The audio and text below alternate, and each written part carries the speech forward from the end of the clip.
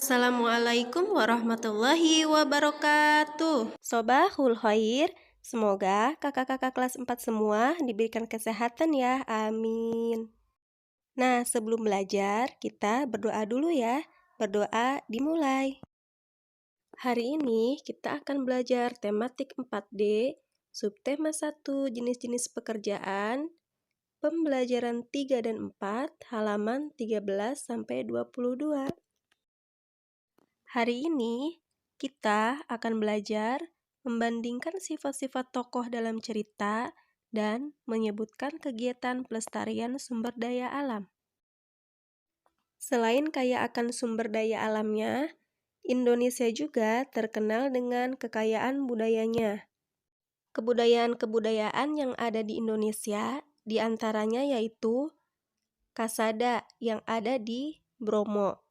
Kasada ini merupakan upacara persembahan sesajen kepada Sang Hyang Widi yang dilakukan setiap bulan Kasada hari ke-14. Yang kedua ada karapan sapi dari Madura. Nah, karapan sapi ini merupakan ajang pesta rakyat dan tradisi yang dianggap bisa menaikkan status sosial seseorang. Yang ketiga, debus dari Banten. Debus merupakan salah satu kesenian bela diri yang tujuannya menunjukkan kemampuan manusia yang luar biasa. Yang keempat ada Makepung Bali.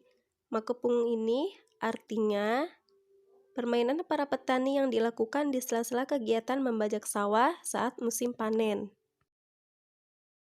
Dan terakhir ada pencaksilat.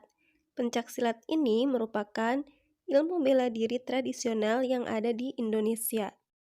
Salah satu kekayaan budaya Indonesia yang mendunia adalah kebudayaan pencaksilat.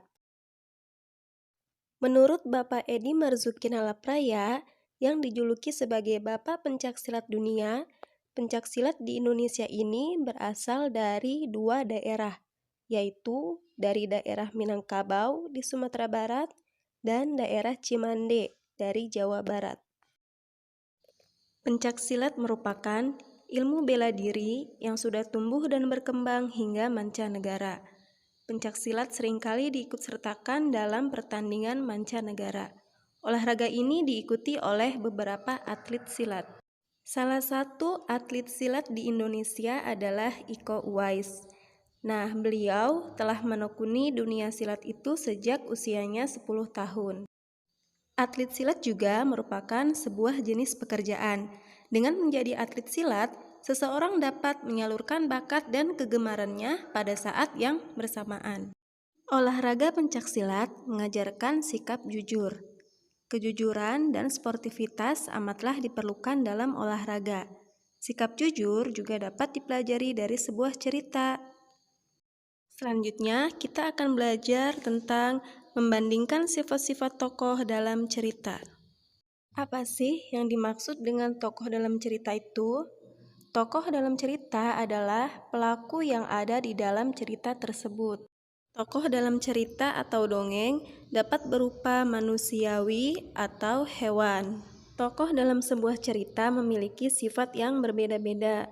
Misalnya ada yang sifatnya baik, jahat, pemalas, rajin, ataupun manja. Nah, sifat-sifat tokoh tadi disebut dengan watak. Berikut adalah cerita tentang kelinci dan tikus. Kedua tokoh tersebut memiliki perbedaan sifat. Bacalah dengan saksama dan temukan sifat antar tokoh di dalamnya ya. Selanjutnya, menyebutkan kegiatan pelestarian sumber daya alam. Tahukah kamu pekerjaan apa saja yang membantu masyarakat dalam menjaga lingkungan alam? Ada sebuah pekerjaan yang memiliki tugas untuk menjaga dan mengawasi masyarakat dalam melestarikan lingkungan.